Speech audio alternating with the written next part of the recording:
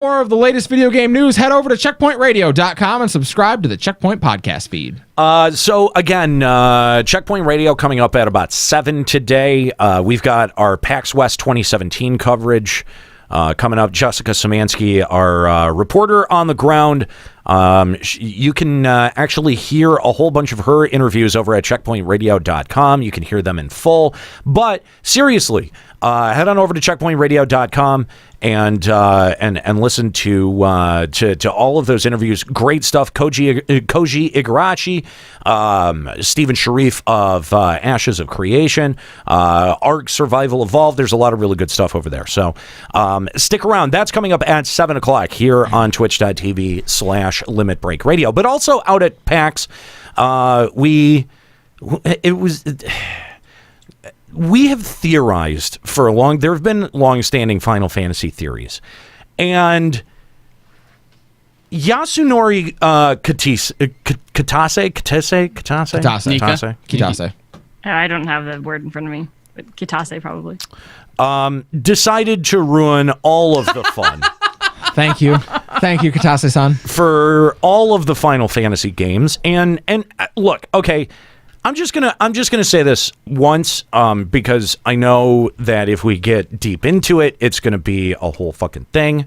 Okay, but the Twin Peaks finale was probably one of the best pieces of television that I've watched in maybe my entire life. I've heard it's one of the best things ever put on TV. It really is. Yeah. Truthfully, I hear it's great. It is. And one of the reasons that it is so great is because it's a mystery.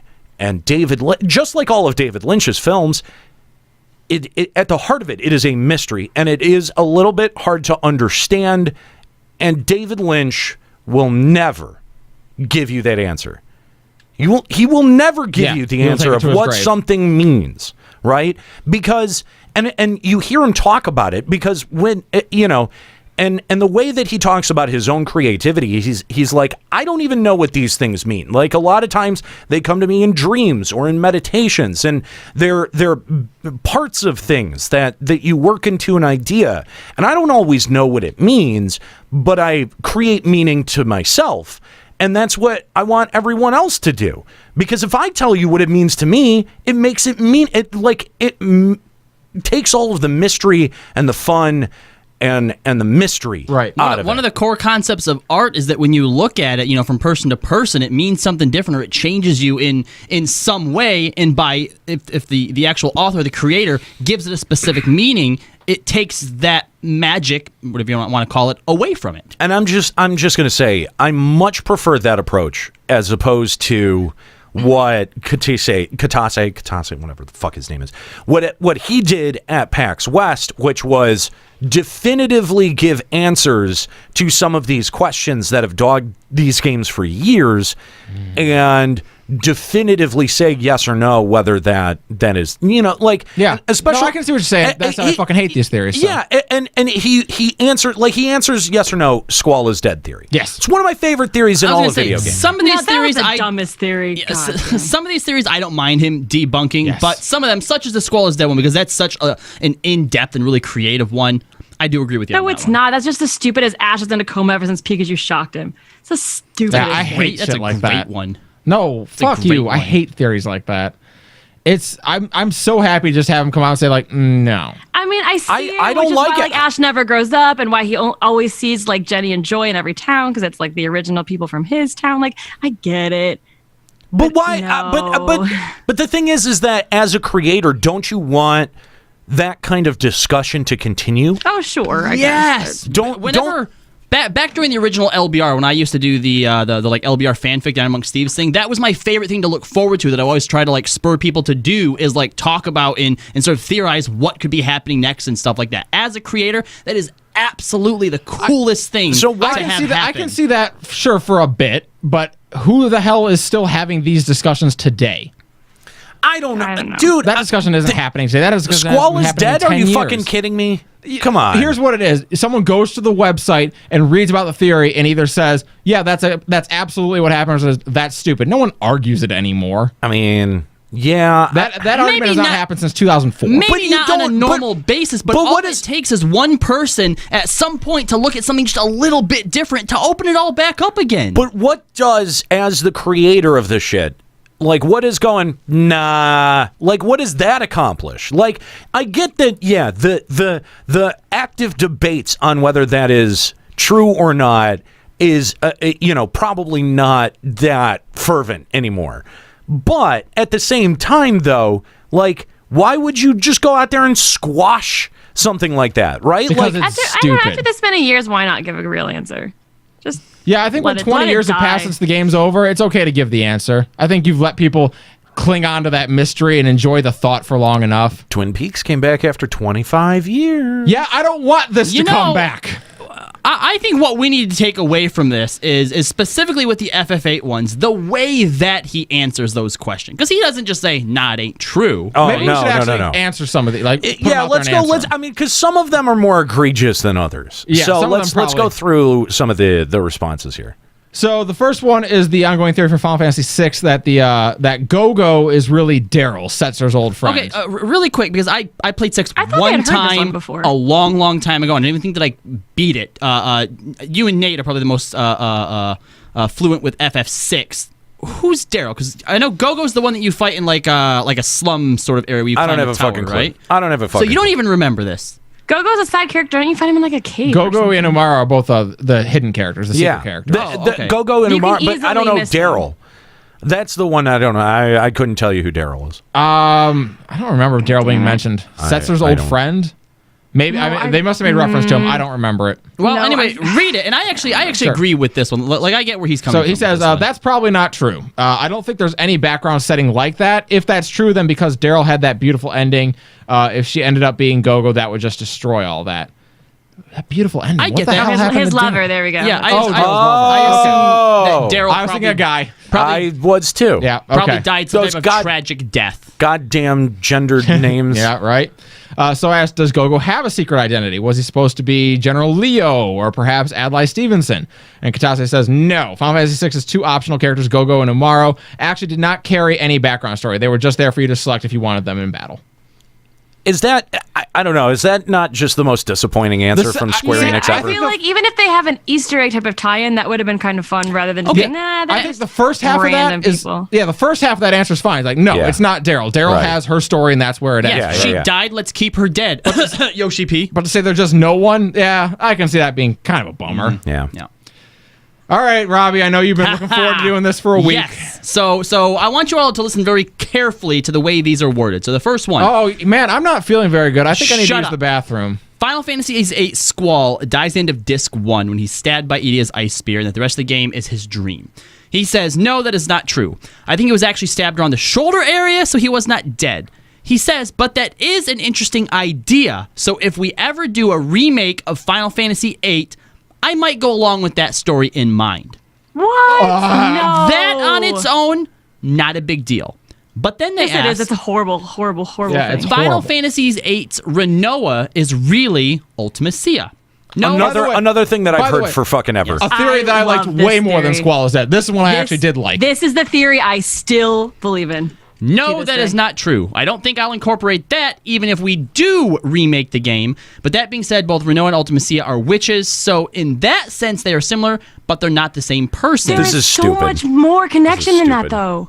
I loved that theory, and I hated That the Squall is Dead theory. Like, is the best theory ever. I can talk your ear off about why it makes so much sense. Like how much of an awesome plot twist would that be to find out that she was a demented version of Renoa in a timeline where Squall was not brought back. Like, why? I just don't understand. I don't understand, like, on a straight read of the narrative, someone comes up with this really kind of like beautiful connection among the whole thing, and then to have somebody go, nah, that's not, no, we didn't like, I'm how just mad that of the two theories, that's the one he says, no, I wouldn't Especially, consider. like, That's the because look good at all one. All right, let me like rant your ear off for a second about the parables. Oh, here we go. I can't believe it's her and not me. The biggest thing is that the location of her castle is right next to the fucking flower field where he's like, I'll wait for you. I'm like, what doesn't it make sense she's waiting for Squall at the flower field? Like, let's be real, right? That right next to the orphanage. Like, that makes so much sense. Like, It also, Okay. it's the only explanation I've ever heard for why time compression as an end goal makes any goddamn Yes, sense. she's compressing time to try to bring him back. Like, why else would Right. she be bringing back time? She uses Griever. Yeah, I mean, she hello? literally summons Right? Griever, the name of his lion. Yeah, necklace. I get it. They're the only two sorceresses to ever have wings, is Renoa and Ultimecia. All the other sorceresses have never been depicted with wings on them. Our shit troll just followed us. Like, No. like these are legitimate things that make it seem like they're the same person. I don't know why this would be the one that they didn't consider. Yeah. I agree with TYWM here in the chat. Mysteries are fun when they're left mysterious. Getting straight answers ruins things like that. This is, you know what this is? This is the midichlorians for me. Like, Oh, no. it says this is Yeah, I taking this get is it. I get taking the all of the gray areas in the Final Fantasy games and probably some of the best narrative pieces of the Final Fantasy games and yeah, going, yeah, there's no room for interpretation there. You're fucking stupid. Can we focus on the fact that in the two FF8 answers, he specifically references the remake? Now, Yeah. I'm not going to say that this confirms a remake, obviously, Wait, right? first of all, But it doesn't have to confirm a remake. You know that's coming. exactly, this means to me, if it's so fresh in his mind that he brings it up, there have been real discussions about a remake. And what? Oh, really? So you're gonna? Here's what doesn't make sense. If you are considering changing it and having Squall is Dead be a thing for the remake, why wouldn't you say that was accurate in the first game? Why wouldn't you say, Yeah. no, that theory probably holds water by the original FF8, and that's what and maybe we'll explore it further in the remake. Why would you say, no, that wasn't how it is then, but it might be what we do now? You're going to change the entirety of your story? Yes, and ruin it for you. Yeah, fuck that. Based off of a fucking internet theory, that's dumb as fuck. This is why when months ago when we first had this discussion and I got so mad about it, everyone's like, and Norris is sitting over like, oh, it's not going to be so bad. I can't wait till they have this remake. Fuck you, Norris, who isn't here. God, this is what you get when you let Square Enix touch anything because they suck. Nah. Tell us how you really feel. So do me a favor then, Yeah. Callie. Yeah. If Squall isn't dead at the end of that game, explain the end of the game. Yeah. Explain the final cinematic to me. Him walking around in the fucking feather. I was saying, are we talking the final cinematic where Yeah. he is alive at Garden or Yes. the final cinematic? No. The final cinematic where he's walking around in. He's in time Nothing. compression. He's in the time compressed world. That's where the time compression is. Yeah. Where's everybody else at? They all get separate. Like when you go into Yeah. the time compressed world, Renault's there with him. you have to focus on a place. And so at that time, they all focus to go to the orphanage because that's where Ultimecia's castle is. So they all focus on going there, and that's where they all end up because they all have a tie to that place. Except for maybe Renoa. Don't know how the fuck she got there, but Because she's Ultimecia. oh yeah, because she's Ultimecia. There you go. Hey, solves that plot hole that I've been wondering about. On the way back, they all try to figure out where the fuck to go, and he decides not to go where everyone else is going. He wants to go to the place that he promised to be at with Renoa. Why does it take Renoa so fucking long to get there? I don't know. It's fucking time compression. Who knows? Took her. Because, she dropped in an extra 8 hours later. Who knows? But that's where he is. He's in the time compressed world. And when he finally does meet up again with Renoa, she ends time compression because she's a badass sorceress. Because she's Ultimecia. That is what's happening in that final sequence, in my opinion. It's not what's going to happen in the remake. No, it's not what's going to happen in the remake because he's going to die in the first chapter and you're not going to see him for the rest of the game. They're not going to go on this big exploratory thing about what happens to Squall, like how does he get out of his shell. It's just going to be the other seven of them. It's going to be a or the other Sixth Sense five of them thing for where the like rest of he's the not game. actually there, but the game makes it feel like you're actually there. Yeah, they're going to, it's going to be great too because they're going to show it and the ice chunk, instead of being like from this weird angle where it goes through his shoulder, it's going to be like dead center on, straight through his heart, and he's going to go, fuck you, Kelly, the whole way off the float. I think you'll still get the same game, but then the after credit scene will just be like it all rewinds back, then he's actually dead, and all the rest of the game was just like in a split second before he died. How about we just take it one step further? How about we hit the whole game and it's exactly the same? He gets plopped right in the shoulder just like normal. And then at the very end of the game, right before him and Renoa kiss, he wakes up in the infirmary and he just got his scar from Cypher. And they're like, hey, you got to get ready for your seed exam. Final Fantasy VIII. And then you get to play New Game Plus. Yeah, and then you get to New Game Plus and go again. Which is a DLC, by the way. It's a DLC. It costs $14.99 and nothing changes. Don't worry. It's the same game. You just get to play with slightly harder difficulty. Now you don't get to junction anything. You have to do it without junctions. What? Better game. Yeah, well, no, we hated junctions, so we just took it out. We didn't replace it with anything. It's just there's no junctioning.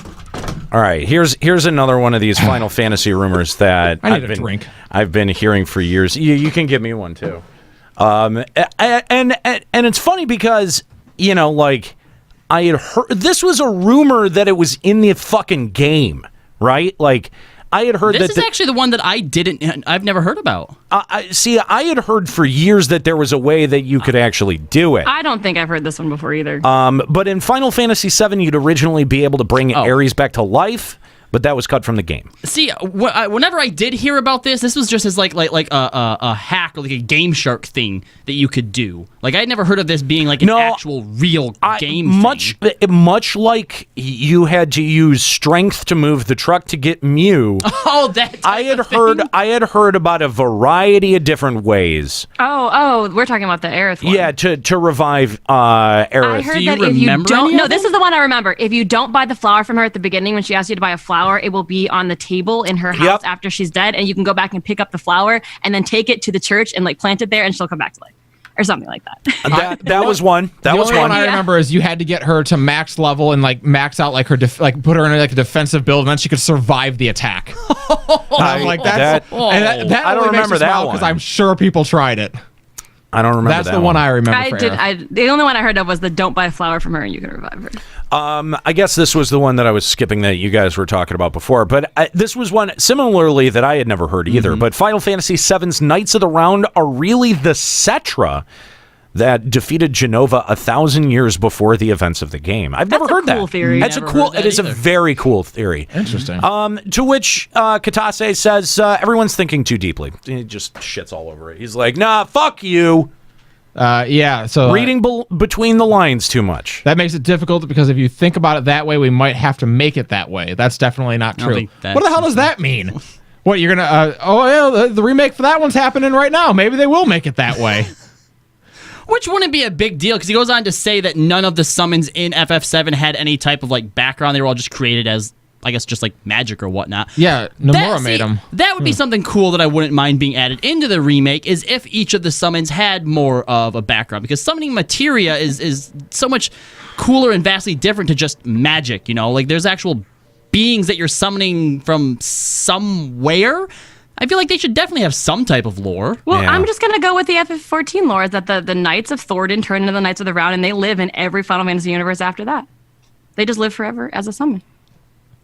I mean, I do like the ideas God damn of summons that like go across different Final Fantasy games, because we we do. know that They are that's one of the few things that repeat. Knights of the Round in 14. Well, so I you feel know, like, why if- not let it continue? If you guys played a certain world of Final Fantasy, there is something that connects all of the games. Well, Dissidia kind of connects Well, so with does everything. Dissidia, didn't it? yeah. I don't know. Gilgamesh.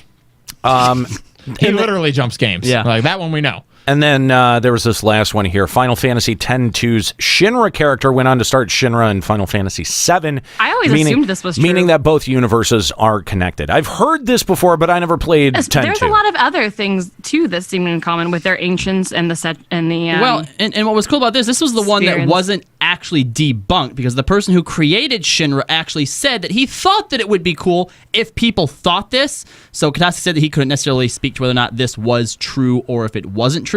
But I never assumed it was, just because of the fact that there are so many things that they sometimes reuse through all the Final Fantasies. Yeah. There's always a Cid. You know, we have Biggs and Wedge Yeah. in different things. And I just thought Exactly, it was yeah, an But the thing extension is of that before 10.2, even when just 10 was out, people assumed the universes were connected. Yeah, like there there was- were a few things where like the ancients, like the Spirians and the old people of Zanarkand or wherever were like actually the ancients that the FF7 people Wait, were referring really? to. Yep, and that Cid's airship looks a lot like FF10's airship. Like they're very similar design.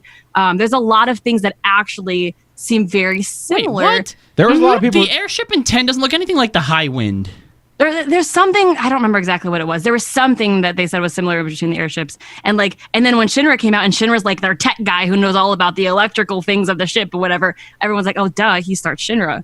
Like he actually talks about how he wants to start he actually talks about wanting I to do start a big remember company. that. Like, I'm remembering that and piece the of maps look dialogue kind of now. similar. Like there's Yeah. a lot of things that connect the two, and I've always just kind of assumed that they were this was unofficially confirmed that they are the same universe. Well, I've always assumed that was a thing. this is the only one that Katise doesn't Yeah. totally shit on.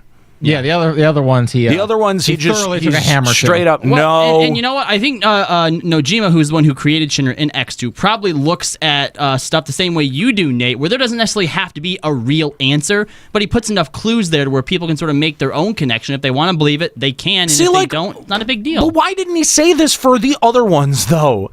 Like, why does he only say that for the fucking worst game in the entire series?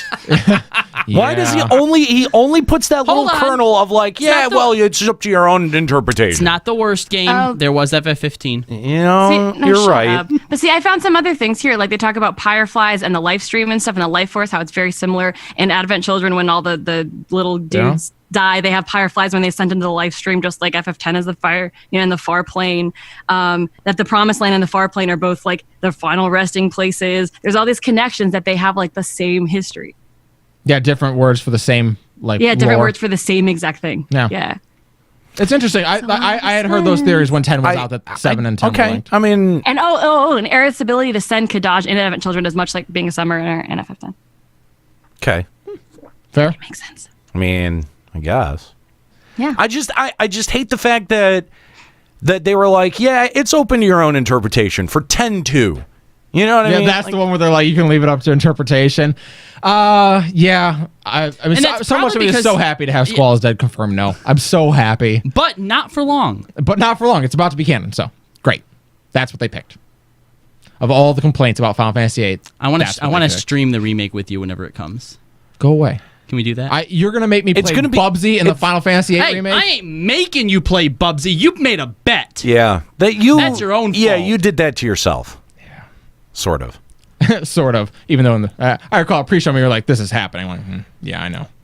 It was all just kind of known. There's no way that you can that it wasn't happening. I know that you can project that much Bubsy hate on a show and not have to end up at some point sitting down and playing Bubsy. I know. It's going to be bought for me day one, I'm sure. You might as well have started complaining about a game series that you like. That way you would have been punished by having to play Sonic and Knuckles or something.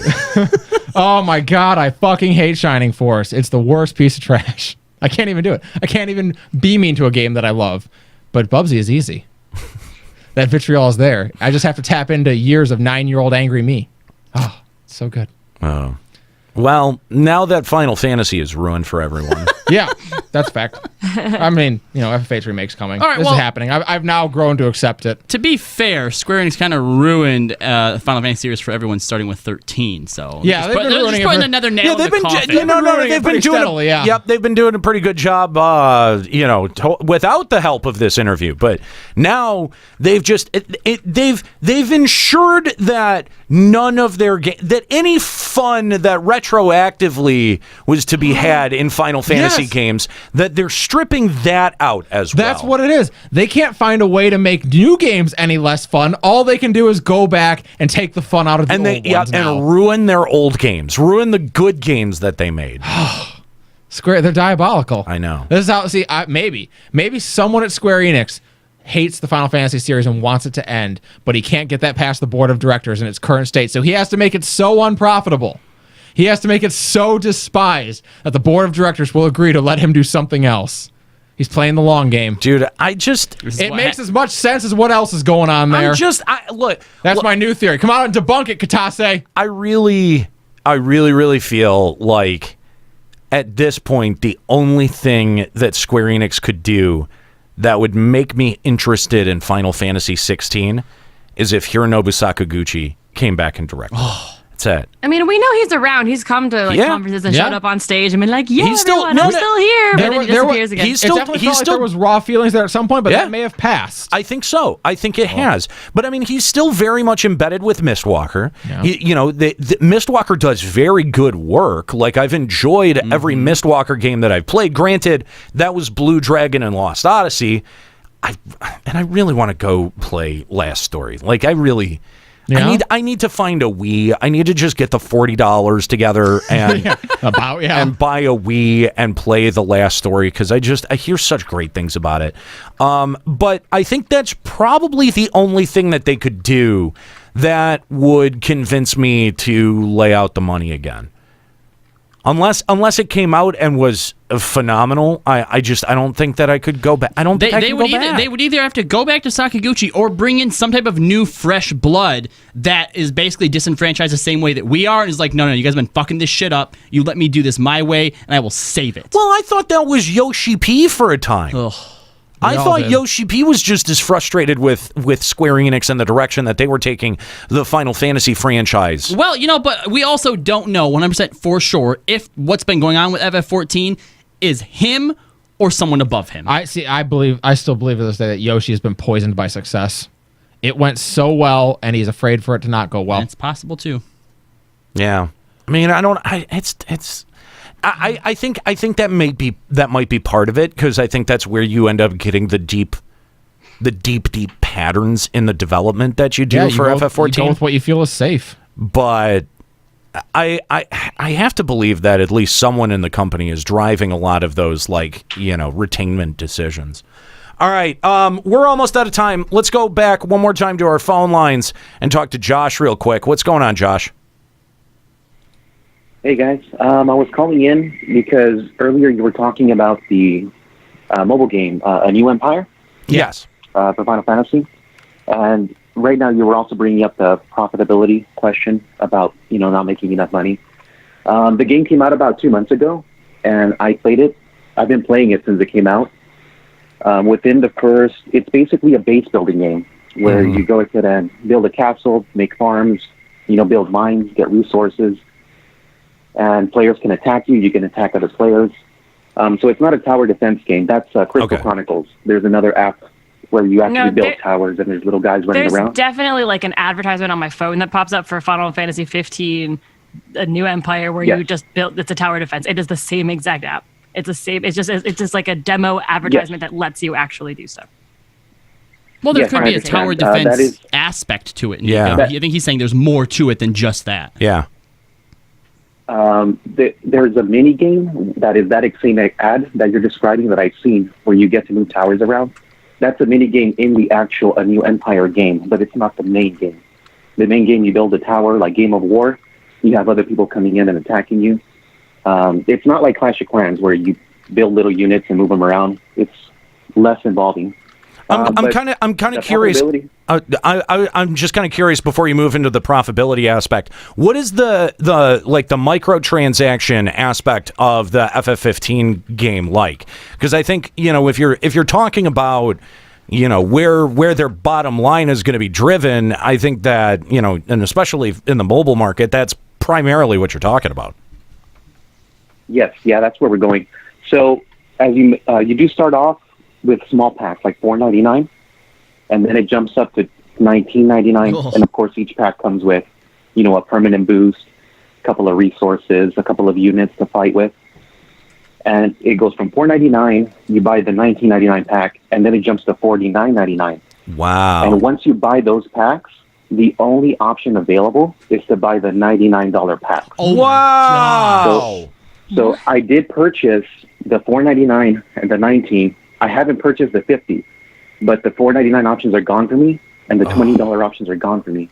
So the only options for me are $49 or $99. This sounds like a pyramid scheme. What the hell? It reminds me of a mobile game we once reported on, where the longer you play, the piggy bank slowly starts filling up more and more money that you could eventually buy and get all that resources. So then you have this game of do I want to spend a little bit of money for a little bit of stuff, or wait till it gets bigger and spend a lot of money for a lot of stuff? Yes, there's also there's a mechanic that's actually anti-consumer in a way, because you have your resources building up little by little as you're not playing the game, but eventually there's a cap where the resources will not go higher on their own after a certain amount. So the only way you can go higher than that amount is by paying or sending out units to resource places for 6 hours at a time, 4 hours, to bring resources back. Dude, that is so frustrating. That just hearing that described is so frustrating. And the first week the game came out, I'm on a server where there's a guild called UG1, and within the first week everyone was level, up to level 5. These guys paid a lot of money, and they were level 20, level 30 within the first few days of the app launching, and they took over the entire server. Yeah. And for all these 2 months that the game's been out, they've been the ones in charge of the entire game pretty much. And we've done some numbers crunching. Once we go out there and attack them, they attack us. the amount of units that they're spending and losing, because you can see stats. They lost this much power, this much units, but they regain it almost immediately. Some of them spend, $500 on it. Oh my God! I have people in my guild that I'm in Texas, so we live by the oil rigs, the oil places outside in the ocean. Yeah. So they make a lot of money. I have some older friends. They play the game and they dump thousands of dollars into the mobile app. Oh my Wow. God! Go to a strip club or something. Because they have the money to spend. So for them, it's nothing. And they spend hundreds and thousands, especially when there's war events where everyone's attacking each other. So they are making money, and it hurts me as a Final Fantasy player.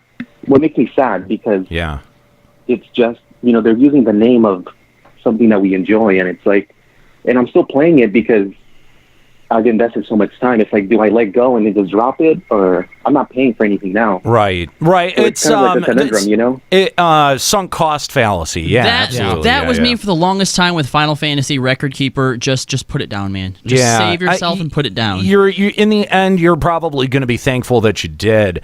That is really disappointing to hear, not just from a fan of Final Fantasy's perspective, but like as a Square Enix fan, to know that that's the route that they're taking to be able to make their money is really, really disappointing to hear. How much does Square Enix actually make off this? Like, it just looks like they licensed it to some other company and said, "Here, have fun with the FF15 name." No, profits still come back to Square Enix. I'm sure they still get some of it, but it doesn't seem like they had much to do with the game itself. Yeah, they get a percentage, but you're right. They did they're just licensing the IP out. They didn't make it. But then again, when it comes to making mobile games like this, it's not like the people who are developing it probably have very high development costs anyway. Yeah, but Square Enix, Square Enix was the publisher on Deus Ex that ended up being forced to add a whole bunch of microtransactions in there. If you don't think that that's a part of the contract that Square Enix has, where they oversee things like microtransactions and in-game economies and environments, you're wrong, dude. They totally have final say on that. So yeah, you can hold